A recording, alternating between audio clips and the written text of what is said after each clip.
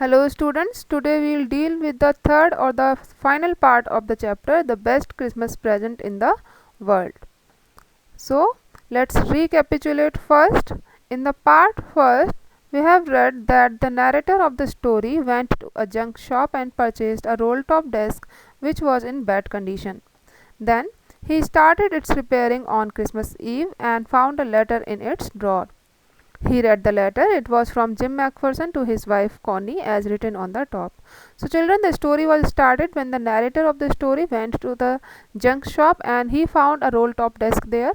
He bought it because it was not so costly and he brought it back to home, and after bringing it home he also repaired it, and when he was repairing it the last drawer was not opening. He opened it by force and there was a secret drawer inside this last drawer. So there was a letter kept in the small tin box, and this letter was written by Jim McPherson to his wife Connie McPherson, as the address of Bridport was written on it. Now let's recapitulate the part second. In the part second, we have read that the narrator opened the letter which was written for the wife of Jim McPherson. In the letter, Jim describes the coldest weather on Christmas Day. He describes about a big surprise for him that the soldiers of the opposite country, means Germany, wished Happy Christmas to all of them. He tells her about the Fritz officer, Hans Wolf, who came and wished him Happy Christmas by holding his hands. He also describes about the fun that they had at the occasion of Christmas that day. He also was so happy and missing his wife so much, he wanted to share all his feelings of this wonderful celebration to his wife, so he wrote them in the letter. Then he also describes that they played a football match in which the Fritz won, but when the game was over, they all wished one another good luck for the next day as the war was going to be started. They all went to their trenches and sang a song. This was a precious moment for him. He ended his letter with a promise to his wife Connie that he will return very soon and they will celebrate next Christmas together. So you can see that he wanted to describe all his feelings at that time to his wife only, and that's why he was missing her so much.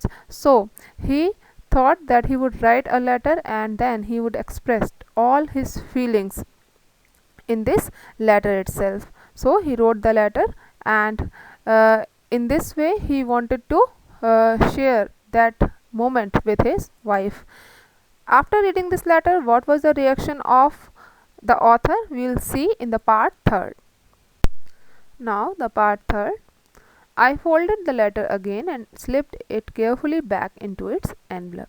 So the author read the letter and then he closed it and kept it back into the envelope.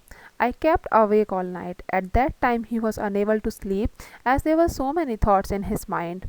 He was thinking that should he return this letter to its real owner or not. By morning, I knew what I had to do. By morning, he had decided that he will return this letter to its real owner, means Connie McPherson. I drove into Bridport, just a few miles away. As the letter there was an address on the letter of Bridport, and this place was not too far from his house, so he went forward. I asked a boy walking with his dog where Copper Beaches was. So in the way I noticed that there was a boy who was walking with his dog, so I asked about the address. Then house number 12 turned out to be nothing but a burnt out shell, the roof gaping, the windows boarded up. When I reached to the house number 12, I found that the house was totally burnt out and it was destroyed by fire. There was gaping in the roof, and the windows were also covered with the wooden doors which were burnt up. I knocked at the house next door and asked if anyone knew the whereabouts of a Mrs. McPherson. Then I knocked to the next door and asked about Mrs. McPherson. Oh yes, said the old man in his slippers. He knew her well. So an old man opened the door and he was wearing slippers at that time. He knew about Mrs. McPherson. So he described me so many things about her. A lovely old lady, he told me, a bit muddle headed. But at her age she was entitled to be, wasn't she? 101 years old. Muddle-headed means confused. Then he described that Mrs. Macpherson was a lovely, kind old lady, but she remained confused all the time.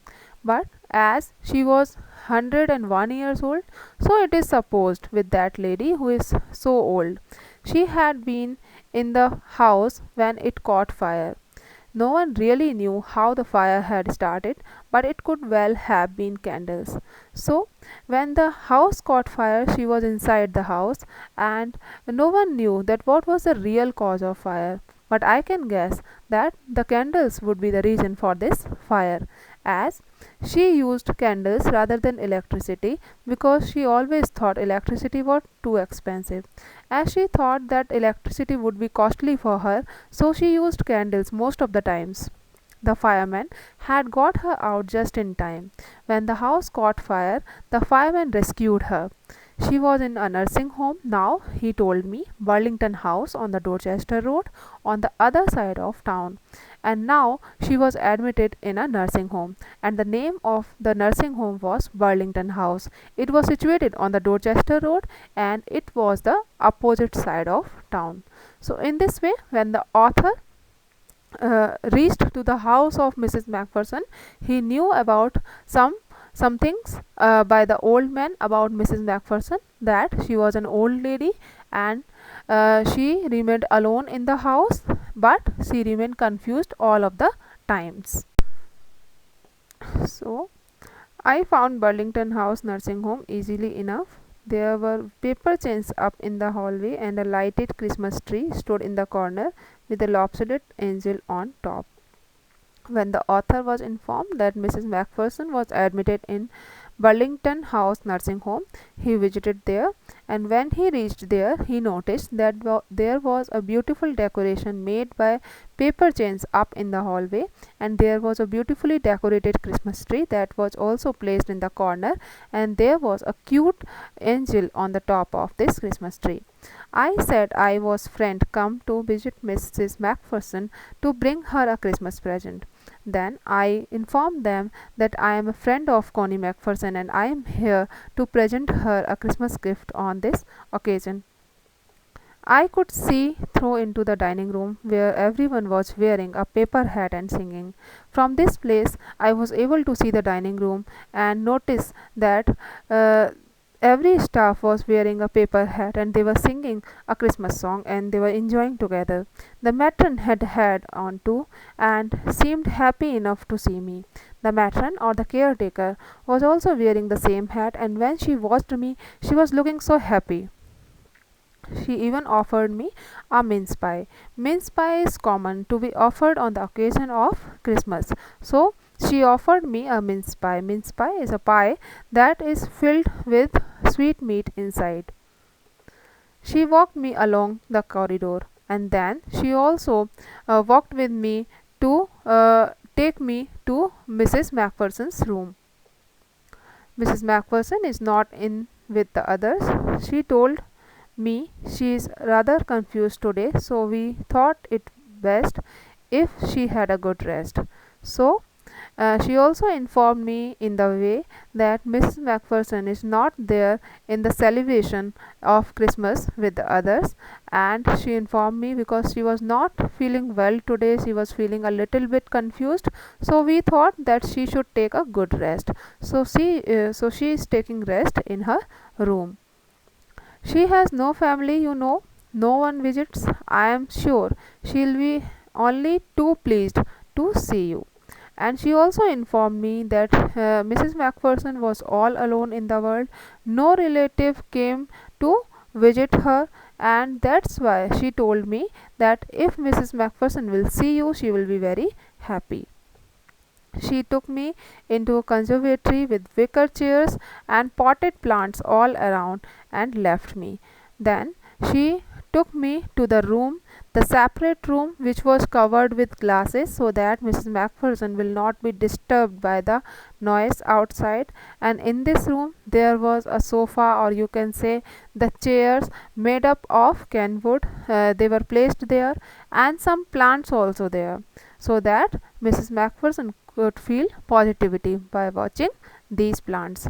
And then matron left us alone.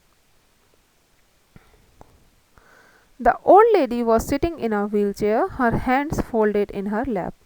When I was watching the old lady, Mrs. Macpherson, I was able to see that she was sitting in the wheelchair and she had folded her hand in her lap. She had silver white hair pinned into wispy bun, and she had fully white hair and there was a bun on her head. She was gazing outside the garden. "Hello," I said. And when the author was there, she was looking outside the garden, so she didn't notice the appearance of the author. So, to get her attention, the author wished him hello. She turned and looked up at me vacantly. When she listened the voice of the author, she turned and looked at the face, but there was not any reaction upon her face at that time. "Happy Christmas, Connie," I went on. Then the author wished him by taking her name, "Happy Christmas. I found this. I think it's yours." Then the author also showed him the black tin box, and by showing it, he informed her that, "I think that this belongs to you." As I was speaking, her eyes never left my face. After watching that black tin box, when I was speaking, she was looking at my face continuously. I opened the tin box and gave it to her. Then I showed the tin box by opening, and then I returned it to her. That was the moment her eyes lit up with recognition and her face became suffused with a sudden glow of happiness. At that time, I could notice the shine in her eyes and the glow of happiness upon her face. I explained about the desk, about how had I found it, but I don't think she was listening for a while. And then I explained everything, that how did I get the roll top desk and how did I get this letter, but I don't think that she was listening to me at that time. Rather, she was only watching to the black tin box at that time.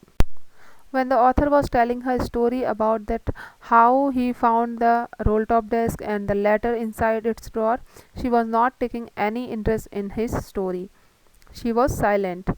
She said nothing, but stroked the letter tenderly with her fingertips.